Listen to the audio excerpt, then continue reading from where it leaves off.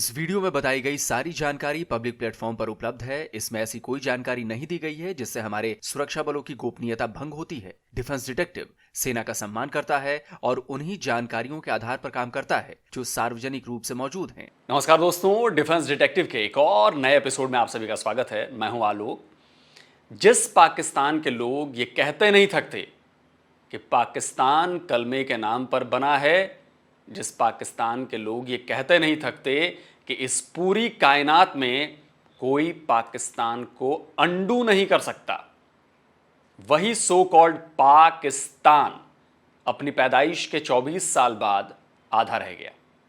आधा पाकिस्तान अंडू हो गया। दुनिया के नक्शे पर एक नए देश का नाम आ गया जिसे आज हम बांग्लादेश के नाम से जानते हैं। यह वो तारीख है जिसे भारतीय उपमहाद्वीप के तीनों देश भारत, पाकिस्तान और बांग्लादेश कभी नहीं भूल सकते। यह दिन बांग्लादेश के पाकिस्तान से आजादी का दिन है, उस आजादी का दिन जो उन्होंने पंजाबी पाकिस्तान से छीन कर ली थी। दिसंबर जब भी आता है तो पाकिस्तानियों के पुराने जख्मों को ताजा कर देता है। ये पुराने जख्म पाकिस्तान के जिस्म पर नहीं बल्कि पाकिस्तान की रूह पर लगाए गए थे। पाकिस्तान को यह तारीख हमेशा तकलीफ देती रहेगी, क्योंकि इसी दिन वो ना सिर्फ दो टुकड़ों में बंट गया था, बल्कि वर्ल्ड वॉर II के बाद दुनिया का सबसे बड़ा सरेंडर उसकी आर्मी ने किया था। 93,000 पाकिस्तानी फौजी भारत की सेना के आगे घुटनों के बल गिरा दिए गए थे। Before the Indian army can think about leaving Bangladesh, 93,000 Pakistani prisoners of war will have to be transported to India.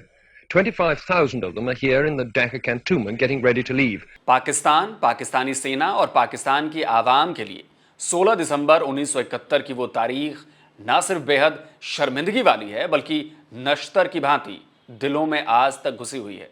उस नश्तर का घाव ना तो आज तक भरा है और ना ही आने वाले वक्त में भरने की कोई उम्मीद ही नजर आती है, क्योंकि ईस्ट पाकिस्तान के जनरल AK नियाजी की सरेंडर के कागजातों पर दस्तखत करने वाली तस्वीर पूरी दुनिया में बेहद मशहूर है।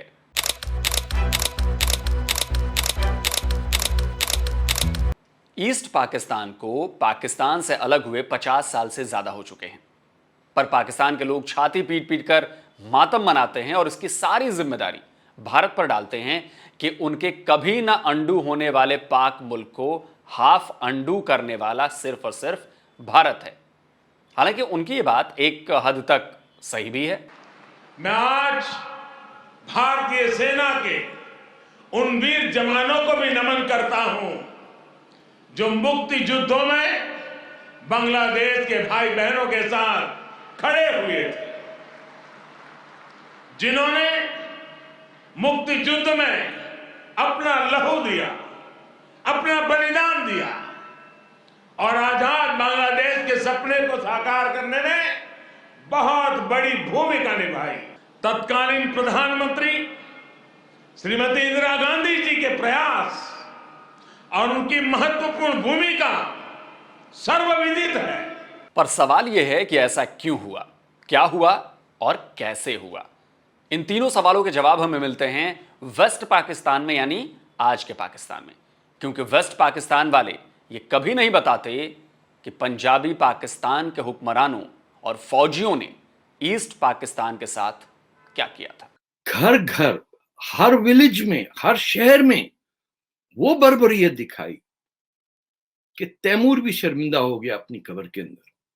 वो कभी ऑपरेशन सर्चलाइट की बात नहीं करते, जिसमें वेस्ट पाकिस्तान की फौज ने लाखों मासूम बंगालियों का कत्ल किया। बांग्लादेश के अंदर जो है उस वार के दौरान अवाम का कत्लेआम किया गया। उसमें जो प्राइवेट ग्रुप्स थे उसको पाकिस्तान मिलिट्री ने मसल्ला करके उनको असला दे के बंगाली अवाम के खिलाफ इस्तेमाल किया।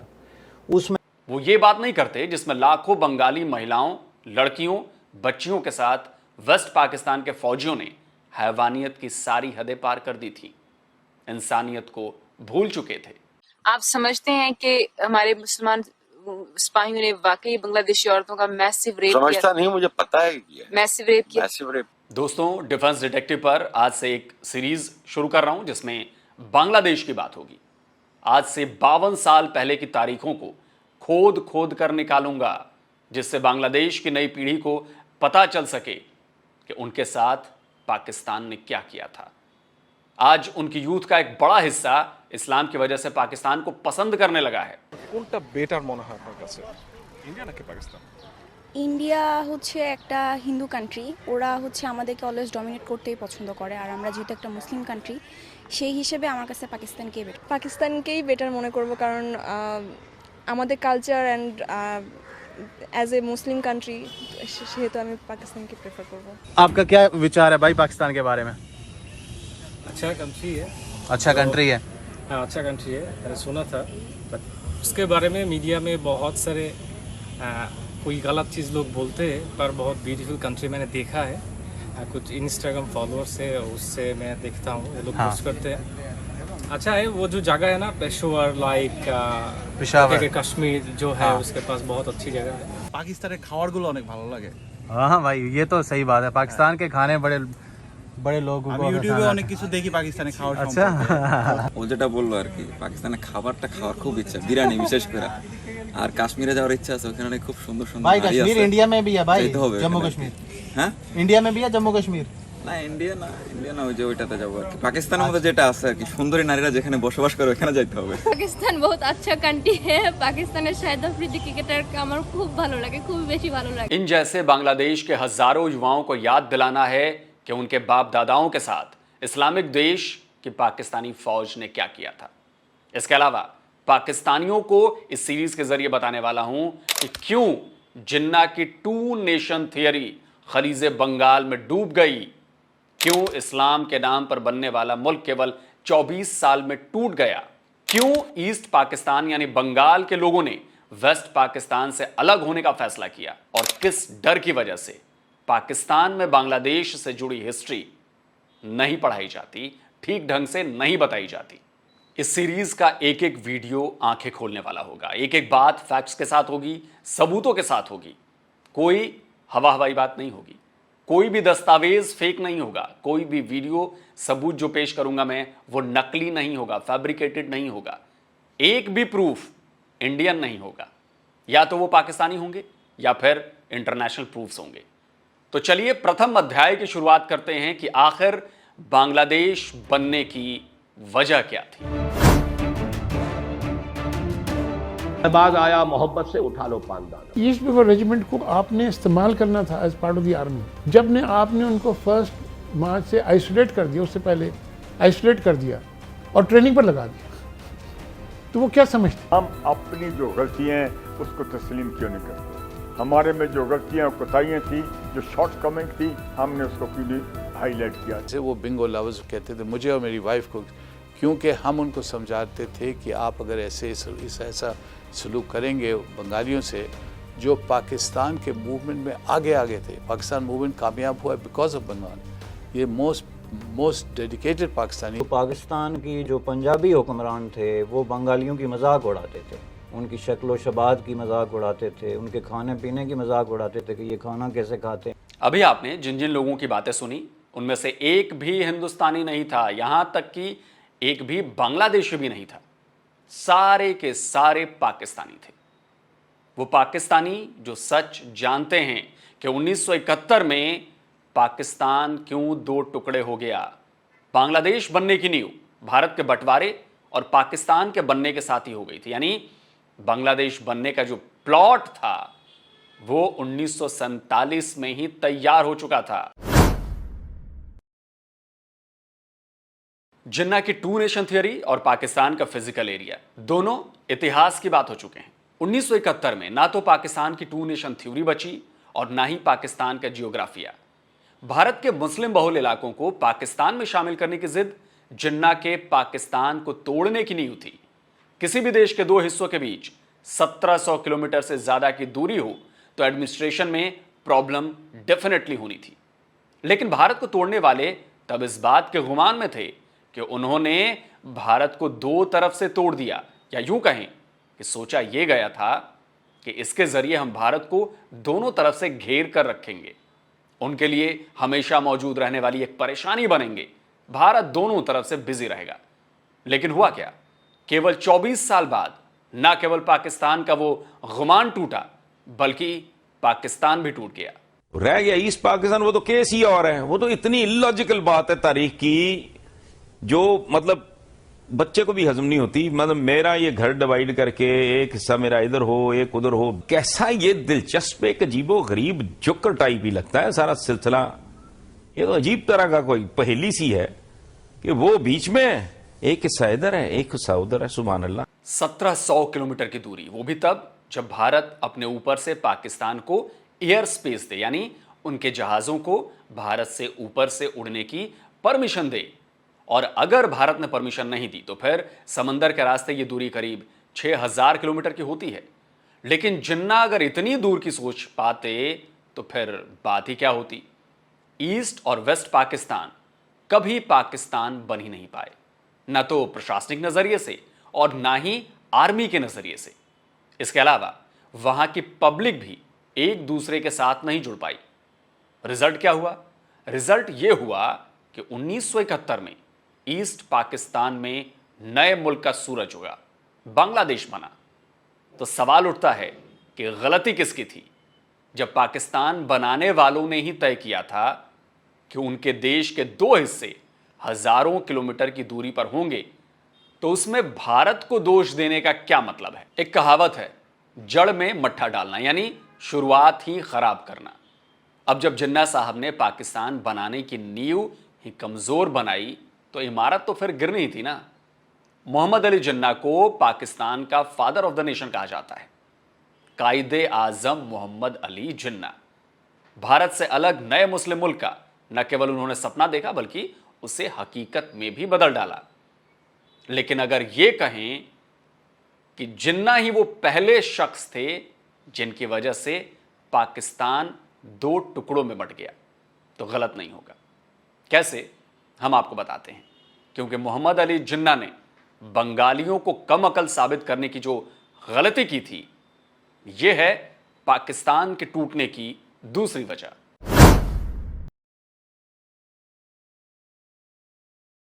भारत के बंटवारे की नींव पूर्वी पाकिस्तान यानी अब के बांग्लादेश के ढाका में ही साल 1906 में रखी गई थी।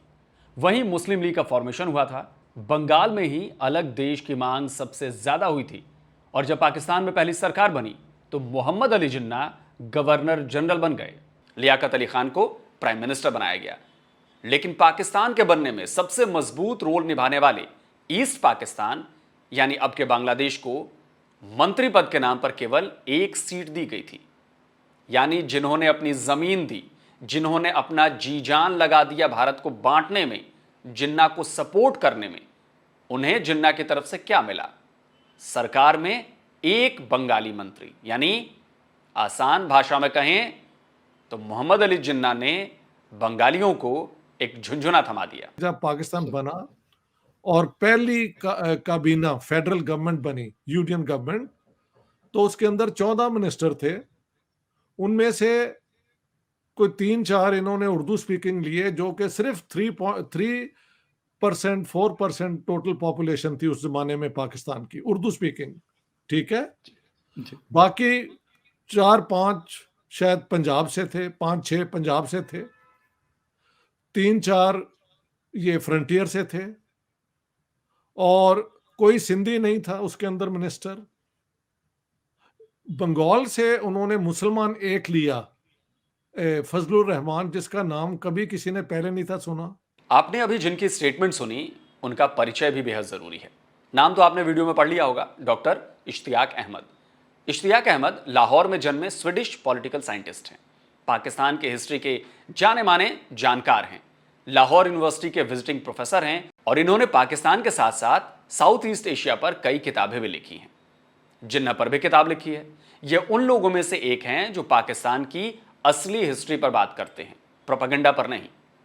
टॉपिक पर लौटते हैं। सवाल उठता है कि आखिर पाकिस्तान की पहली गवर्नमेंट से बंगाली मुसलमानों को क्यों बाहर रखा गया? ये किसने किया? कौन था इसके पीछे? यह तब का दौर था जब पाकिस्तान में पत्ता भी जिन्ना के बिना पूछे नहीं हिलता था। तो कैबिनेट मिनिस्टर्स का डिसीजन भला और कौन लेता? जाहिर सी बात है कि मोहम्मद अली जिन्ना के कहने पर कैबिनेट से बंगाली मुसलमानों को बाहर रखा गया। जिन लोगों को फायदा हुआ पाकिस्तान बनने के बाद, वो पंजाबी और उर्दू स्पीकिंग माइग्रेंट जो आए थे यहाँ पे, जिन्होंने पहली काबीना को डोमिनेट किया। और ये मोहम्मद अली जिन्ना के दौर में ये काबीना बनी, और उस जमाने में जिन्ना साहब हर काबीना की मीटिंग को प्रिजाइड करते थे और सारे फैसले वो करते थे जो प्राइम मिनिस्टर लियाकत अली खान सिर्फ साइन करते थे। यानी ये बात साबित होती है कि जिन्ना ने ही बंगाली नेताओं को पहली कैबिनेट से बाहर रखने का फैसला किया।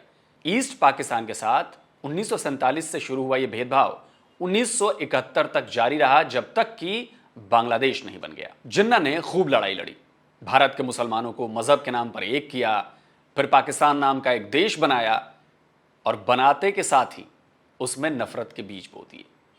पहली कैबिनेट में किए गए इस भेदभाव ने ईस्ट पाकिस्तान के दिल में एक बेहद गहरा घाव दे दिया।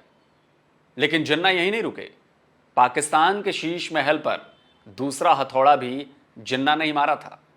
यह एक ऐसा हथौड़ा था जिसका ईस्ट पाकिस्तान को बांग्लादेश बनने में बहुत बड़ी भूमिका इस हथौड़े ने निभाई थी, और वो थी जबान यानी भाषा। ये थी पाकिस्तान के टूटने की तीसरी वजह।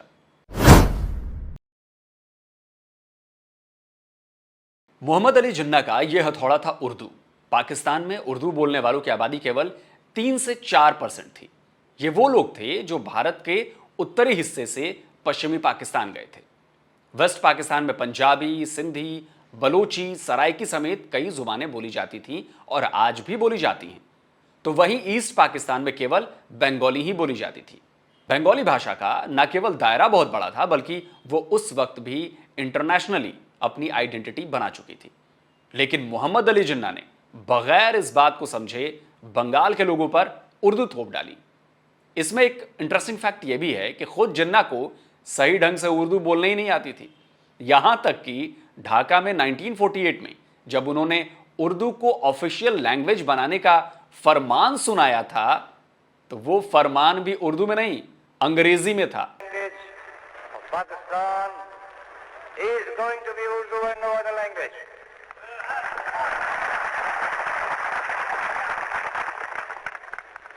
And anyone who tries to mislead you is really the enemy of Pakistan. Without a state language, no nation can remain tied up solidly together and work. Look at the history. Every government has got to have some state language. Therefore, so far as the state language is concerned, Pakistan's state language shall be Urdu. Never ever visited a mosque in his entire life.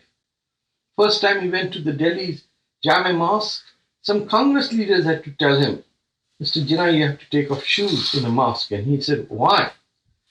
So he was made to go to East Pakistan. He knew he was dying.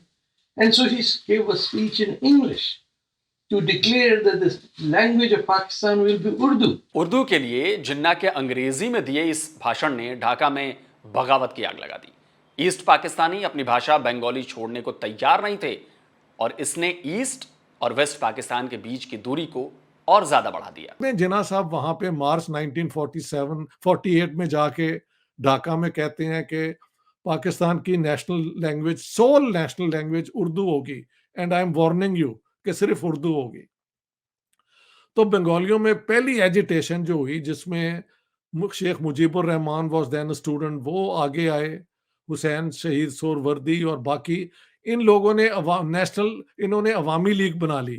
Bangladesh में शुरू से लेके तो लोगों के अंदर ये feelings थी कि हमारे साथ ज्यादती हो रही है। जो स्टार्ट कहाँ से हुई जी, कि पहले लैंग्वेज के मसले से, कि जब कायदे आज़म ने ये डिसाइड किया कि जी पाकिस्तान की कौमी ज़बान जो है वो उर्दू होगी, तो बंगालियों ने इसको बहुत ही जो है रजिस्ट किया, चूँकि वो एक तो आबादी के एतबार से अक्सरियत में थे, दूसरा उनकी ज़बान जो बंगाली ज़बान है वो बर्र सगीर की बड़ी बड़ी जो रिकग्नाइज किस्म की, हिस्टोरिकली डिवेलप किस्म की, वेल डिवेलप लैंग्वेजेस हैं, उनमें शुमार होता है। उनका लिटरेचर था, उनके शायर थे, टैगोर जैसे बड़े लोग थे जिन्होंने लिखा था, जिनका बैनुल अक़वामी सतह पे नाम था बंगाली ज़बान में। ज़ाहिर है वो कैसे ये एक्सेप्ट कर लेते कि जी आप उर्दू उन पर मसलत कर लें, और उर्दू किसकी जो पाकिस्तान के 5% लोग भी जो है नहीं बोलते थे। तो ये उनका एक जायज़ मुतालबा था, और इसको भी यही जो मिलिट्री टाइप ज़ानत है आमरीत की, उन्होंने इसको प्रॉपरली डील नहीं किया। अगर वो इसको प्रॉपरली डील करते तो अगर इंडिया के अंदर 15-20 लैंग्वेजेस या इससे भी ज़्यादा लैंग्वेजेस ऑफिशियल लैंग्वेजेस बन सकती हैं, जिसमें हिंदी भी है, तमिल भी है, सारी लैंग्वेजेस हैं, उर्दू भी है, तो यही काम पाकिस्तान में भी हो सकता था कि आप बांग्लादेश के लोगों के जो लैंग्वेज राइट्स हैं उनको रिकग्नाइज़ करें। ठीक है, उर्दू भी बोलें या पढ़ें, लेकिन उनकी जो ज़बान की अपनी वो है उसको होना चाहिए। वैसे तो पेशे से मोहम्मद अली जिन्ना वकील थे, लेकिन शायद उनकी समझ में कमी थी। उन्हें इस बात का ज़रा भी अंदाज़ा नहीं हुआ कि जिस बंगाल पर वो उर्दू की अपनी ज़िद को थोप रहे हैं, वो अपनी ज़बान, अपने कल्चर को लेकर कितने सेंसिटिव थे। आज भी पाकिस्तान के हुक्मरान ये बात नहीं समझ पाए हैं। इसका एक और सबूत देता हूं। पाकिस्तान के लोग डॉक्टर इसरार अहमद को ज़रूर जानते होंगे। इस्लामिक लीडर थे, इस्लामिक स्कॉलर थे, तंजीम इस्लामी के पहले अमीर भी थे। उन्होंने न केवल ये बताया था कि ईस्ट पाकिस्तान पर कैसे उर्दू को थोपकर पाकिस्तान ने अपने पैरों पर कुल्हाड़ी मारी थी, बल्कि यह भी कहा था कि आज भी मौजूदा पाकिस्तान में जो दूसरी लैंग्वेजेस हैं, उनके बोलने वालों के साथ अभी भी उसी तरह का ट्रीटमेंट हो रहा है, उसी तरह का सलूक हो रहा है। पाकिस्तान की सरकारी जुबान क्या हो, उर्दू ठूसने की सबसे बड़ी गलती की है, और हमारी टॉप की क़यादत उस गलती की जिम्मेदार है। इसका मतलब यह है कि कोई हालात का सही अंदाजा नहीं है। यही वजह है कायदे आज़म की ऐन जिंदगी के अंदर मशरक़ी पाकिस्तान में फसाद हुआ है, बगावत हुई है। कायदे आज़म को शदीद अलील होने के बावजूद जाना पड़ा है, लेकिन उससे भी कोई नतीजा नहीं निकला। बंगला भाषा, उर्दू को इंपोज करने का रद्द अमल, और इस पाकिस्तान में भी सिंधी जबान किसी सूरत में उर्दू की सुप्रीमेसी गवारा करने को तैयार नहीं। अच्छी तरह समझ लीजिए, हकाइक से कभी भी आंखें चुराना नहीं चाहिए, हकाइक को देखना चाहिए। 1952 तक ईस्ट पाकिस्तान में उर्दू भाषा को लेकर यह विरोध बहुत तेज हो चुका था। सेक्शन 144 लगाकर इसे रोकने की कोशिश की गई। 21 फरवरी 1952 को ढाका यूनिवर्सिटी के स्टूडेंट्स और कई पॉलिटिकल लीडर्स ने प्रोविंशियल असेंबली के बाहर बंगाली लैंग्वेज को ऑफिशियल स्टेटस देने की डिमांड को लेकर प्रोटेस्ट करने पहुंच गए। इसी दौरान पाकिस्तानी फोर्स ने यूनिवर्सिटी के स्टूडेंट्स पर फायरिंग शुरू कर दी। इस फायरिंग में 5 छात्रों की जान चली गई। उस दिन से 21 फरवरी को ईस्ट पाकिस्तान में लैंग्वेज मार्टर डे मनाया जाने लगा। 1999 में यूनेस्को ने इस दिन को international mother tongue day announce कर दिया। तो कुल मिलाकर जिस जिन्ना ने भारत को तोड़कर पाकिस्तान बनाया, उसी जिन्ना ने अपने पाकिस्तान को तोड़ने की भी शुरुआत कर डाली थी। रही सही कसर उनके बाकी के सिपह सलारों ने पूरी कर दी थी। सिचुएशन ये रही कि कभी भी ईस्ट और वेस्ट पाकिस्तान एक कंट्री, एक मुल्क की तरह ना रहे और ना ही लगे। वेस्ट पाकिस्तान ने हमेशा ईस्ट पाकिस्तान को बिलो स्टैंडर्ड समझा, और ना केवल समझा बल्कि खुलेआम उसका बेशर्म प्रदर्शन भी किया। इसने हर बार बंगालियों के अंदर जल रही नफरत की आग को भड़काने का काम किया। कैसे ये आग इतनी ज्यादा बढ़ी कि वेस्ट पाकिस्तान को इसने अपनी चपेट में ले लिया, उसकी बात होगी अगले वीडियो में। उम्मीद है बांग्लादेश सीरीज का यह पहला वीडियो आपको पसंद आया होगा। कमेंट में अपनी राय जरूर दें, और अगर आपने अभी तक डिफेंस डिटेक्टिव को सब्सक्राइब नहीं किया है तो भाई जल्दी से सब्सक्राइब कीजिए, जिससे आपको हमारे द्वारा अपलोड किए गए हर नए वीडियो की जानकारी फौरन आप तक पहुंच जाए। जल्दी मिलता हूं एक और नए वीडियो के साथ। नमस्कार, जय हिंद।